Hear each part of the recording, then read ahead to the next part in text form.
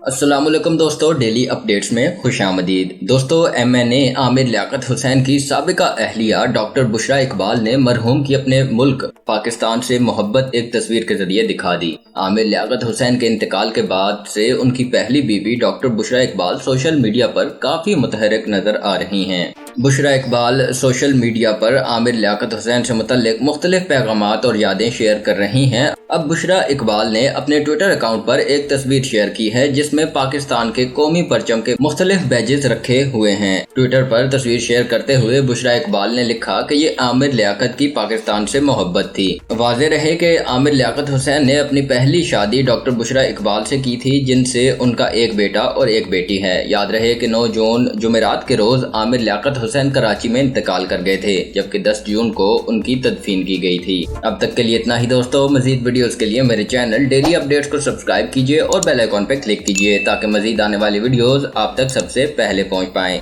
अल्लाह हाफिज।